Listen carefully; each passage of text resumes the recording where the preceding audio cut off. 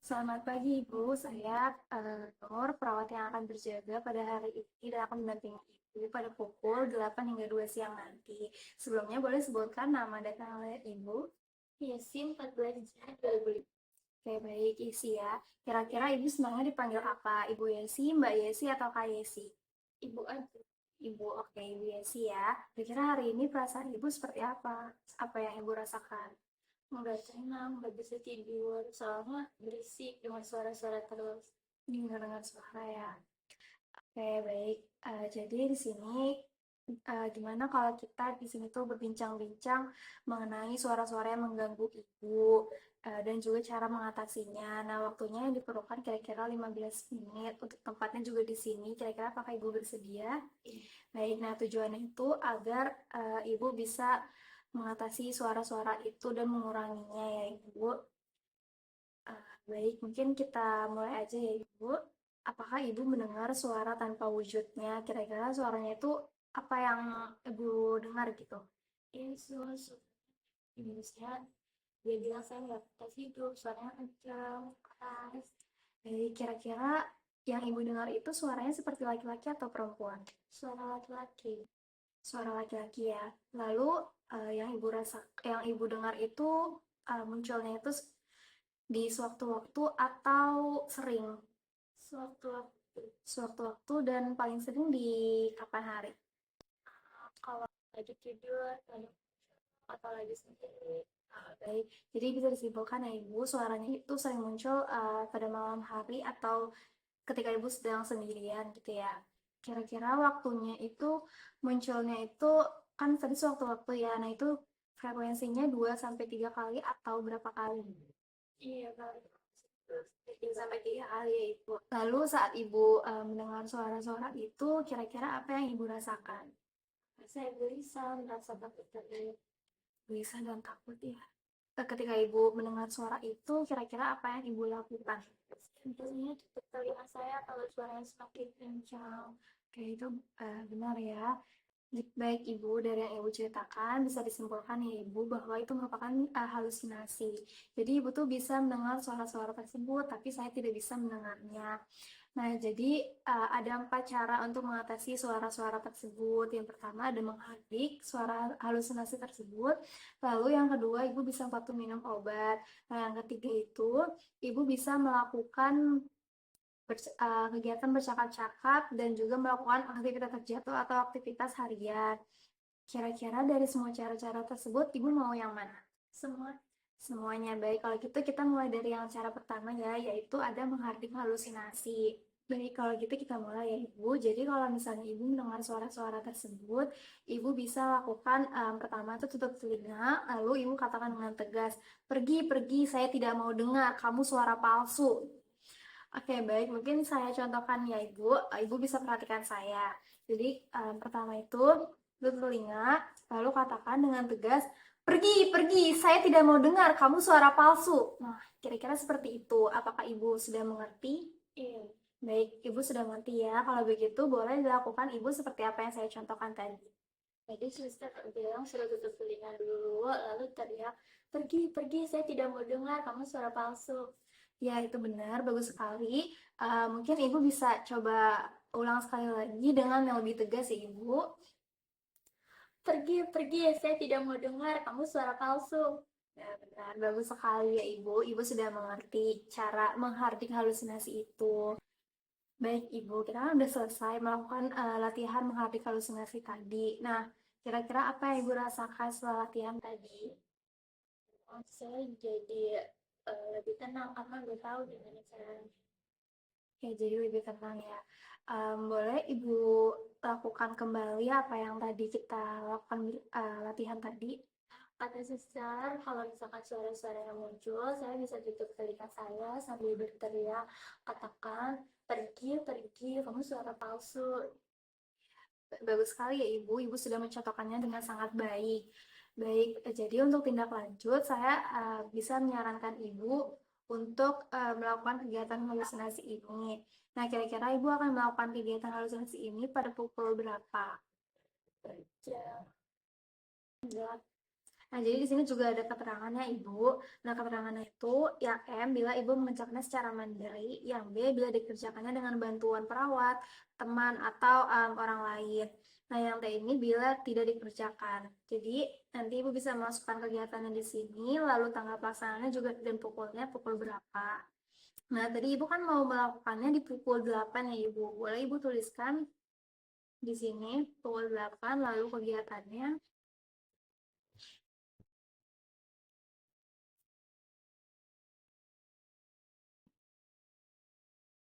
Ya, betul. Lalu tanggal pelaksanaannya berarti di hari ini ya Ibu.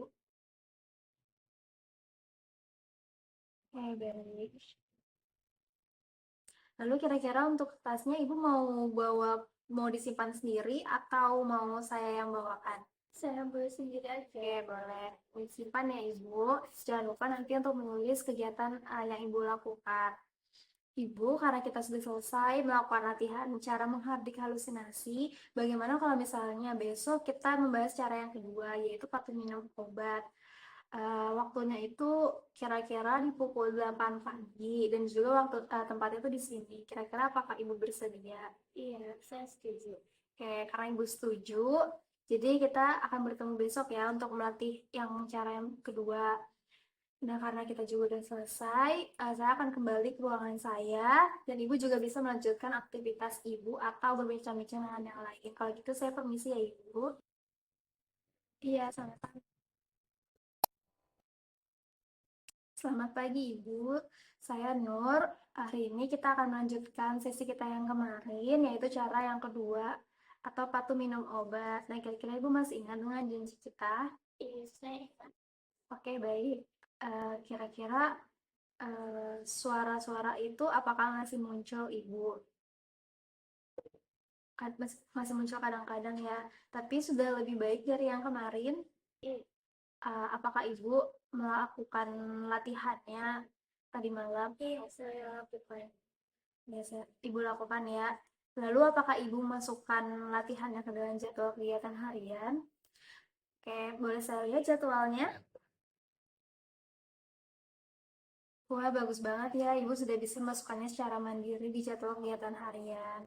Ya, saya sudah lebih paham bagaimana cara memasukkannya. Oke, kalau gitu boleh dicontohkan kembali apa yang kita latih kemarin. Mari kita belajar cara menghardik. Kalau suaranya datang, boleh tutup telinga lalu teriak. Iya, betul. Keren banget ya, Ibu. Ibu berarti udah bisa mengatasi untuk cara-cara menguranginya dari halusinasi itu. Ibu bangga pada diri sendiri? Iya. Oke, bangga banget ya Ibu pastinya, karena Ibu juga sudah bisa mengatasinya. Nah, jadi hari ini kita akan melatih kegiatan yang kedua, yaitu patuh minum obat. Nah, waktunya itu kira-kira 15 menit, lalu untuk ruangannya di sini. Apakah Ibu bersedia? Iya, saya bersedia. Bersedia ya. Jadi tujuannya itu agar Ibu tuh lebih patuh minum obat dan juga Ibu mengerti gimana sih cara-cara uh, minum obat yang benar dan baik itu seperti apa. Nah, kalau gitu langsung kita mulai aja ya Ibu. Nah, kira-kira Ibu minum obatnya secara teratur atau tidak? Oh iya sih. Nggak teratur ya. Boleh saya tahu alasan Ibu nggak minum obat secara teratur itu kenapa? Soalnya suka lupa. Udah gitu kalau minum obat juga rasanya percuma kayak gak dicoba. Saya mengerti ya Ibu. Tapi coba Ibu pikir-pikir lagi. Kira-kira ketika Ibu minum obat itu apa sih yang Ibu rasakan? Sebenarnya kalau minum obat suaranya lebih jarang muncul, terus juga tidurnya lebih enak. Oke, berarti kan suaranya jadi lebih jarang muncul dan juga tidurnya lebih nyenyak. Lalu untuk emosi Ibu seperti apa kalau misalnya minum obat? Kalau minum obat lebih tenang. Lebih tenang. Nah, sekarang saya akan nanya lagi, untuk kalau misalnya Ibu ini nggak minum obat, kira-kira apa yang Ibu rasakan? Apakah tidurnya nyenyak? Lalu emosi Ibunya seperti apa? Lalu apakah suara-suara halusinasi itu sering terdengar?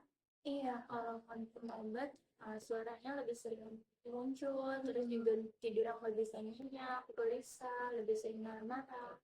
Nah, kan Ibu tadi kan kita sudah membandingkan ya antara Ibu minum obat sama tidak minum obat. Nah, di antara kedua itu kira-kira Ibu akan lebih pilih yang mana? Milih minum obat atau nggak minum obat?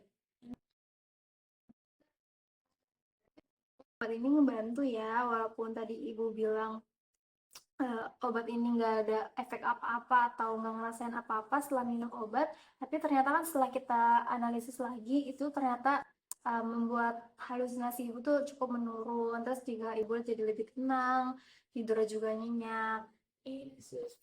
Ya, oke, baik. Berarti kalau gitu kita akan membahas untuk obat. Jadi ibu, di obat ini tuh ada prinsip yang namanya 5 benar. Nah, jadi yang pertama itu ada benar pasien, ada benar obat, benar dosis, terus ada benar waktu pemberian dan juga cara minumnya. Kira-kira ibu mengerti nggak? Iya, oke. Ibu di resep sama dokter itu ada obat namanya risperidon sama dihexypenidil. Nah, kita akan bahas yang risperidon dulu ya Ibu. Nah, jadi di sini ada obat yang Ibu konsumsi. Boleh dilihat di sini namanya siapa? Isi. Yesi ya. Nah, jadi di sini kan nama Ibu, nama Yesi. Lalu di sini nama obatnya adalah risperidon. Ini boleh saya keluarkan ya. Nah, jadi bentuknya itu seperti ini, Bu, obatnya. Lalu untuk dosisnya itu ada 2 miligram. Nah, cara waktu pemberian itu 2 kali sehari Ibu minumnya. Itu bisa di pagi dan malam hari. Nah, cara minum obatnya ini yaitu menggunakan air bening. Nah, air bening itu bisa berupa air mineral atau air sumur yang dimasak secara mendidih lalu diminum ketika sudah tidak panas lagi. Nah, tapi jangan ibu minum dengan kopi ya, atau misalnya dengan teh gitu, karena bisa mengurangi manfaat dari obat ini. Nah, di sini manfaat dari risperidon itu adalah untuk membantu ibu menurunkan apa yang ibu rasakan dari halusinasi ini. Jadi suara-suara itu bisa menurun nih ibu kalau misalnya ibu minum ini. Tapi biasanya kalau kadang-kadang gitu, kalau misalnya ibu minum ini, tubuh-tubuh ibu tuh bisa terasa lebih kaku gitu. Tapi ibu tetap harus minum obatnya ya, jangan dihentikan. Kira-kira apakah ibu udah paham mengenai obat risperidon ini? Iya. Oke, sudah paham ya. Di sini ada obat yang kedua. Boleh dilihat ibu namanya siapa? Yes. Kayak bener ya ibu, nama ibu. Nah, di sini obatnya ada trihexyphenidyl, yaitu sebentuknya tuh seperti ini, Bu. Lalu untuk dosisnya itu sama kayak risperidin tadi, yaitu 2 miligram. Untuk waktu minumnya itu juga sama, yaitu 2 kali sehari, pagi dan malam hari. Untuk minumnya juga menggunakan air putih atau air mineral tadi atau air sumur yang sudah dimasak ya Ibu. Jangan Coca-Cola atau kopi atau teh. Jangan lupa diminum juga nih secara rutin. Nah, obat ini tuh manfaatnya untuk mengatasi kaku ibu. Tadi kan kalau misalnya minum risperidon tadi kan bisa menyebabkan tubuh ibu kaku-kaku. Nah, obat ini tuh bisa mengatasi kekaku-kakuan dari tubuh ibu tersebut. Nah, biasanya kalau misalnya ibu sering minum obat ini tuh ibu bisa bibirnya tuh kayak kering, terus pecah-pecah gitu. Tapi tetap ibu harus minum secara rutin. Ibu bisa mengatasinya dengan cara sering minum air putih atau kalau misalnya tetap kering lagi itu bisa mengoleskan bibir ibu ke uh, menggunakan es batu seperti itu.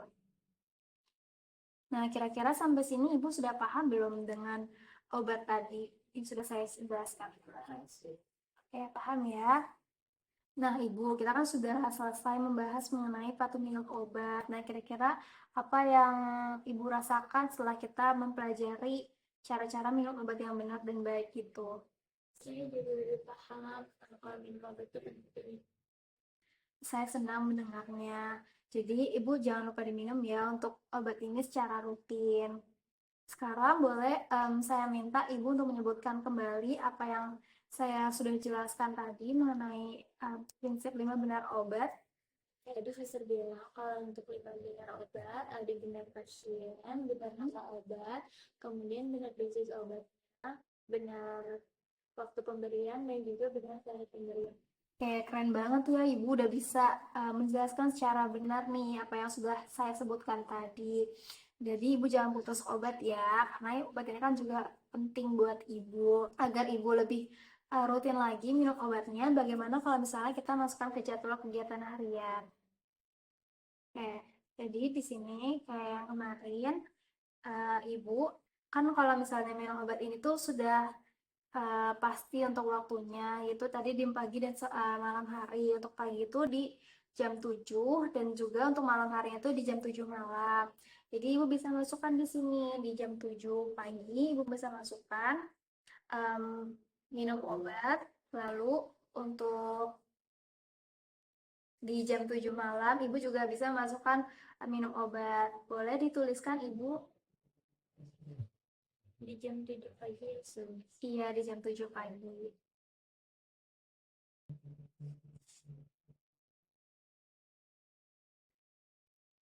Nah, baik. Nanti kalau misalnya Ibu bisa mengisinya kayak tadi, yang M itu bila Ibu mengerjakannya secara mandiri, B itu bila dikerjakan dengan bantuan, dan T bila Ibu tidak mengerjakannya. Nah, kira-kira seperti itu tuh Ibu. Apakah Ibu ada yang mau ditanyakan lagi? Sudah cukup ya. Jadwal kegiatan harian ini mau Ibu bawa atau saya yang bawa? Saya aja. Oke, Ibu yang bawa ya. Nah, karena kita sudah selesai nih tadi untuk membahas tentang patuh minum obat, untuk pertemuan selanjutnya kita akan melatih cara yang ketiga Ibu, yaitu ada latihan bercakap-cakap. Untuk waktunya itu kira-kira pukul 8 juga, 8 pagi. Untuk tempatnya juga di sini saja. Apakah Ibu bersedia? Bersedia, saya karena Ibu bersedia, jadi kita besok akan bertemu ya Ibu. Karena kita juga sudah selesai, saya akan pamit kembali untuk ke ruangan saya. Lalu Ibu juga bisa melanjutkan aktivitas atau berbincang-bincang dengan teman-teman Ibu yang lain. Kalau begitu saya permisi ya. Iya, sama-sama.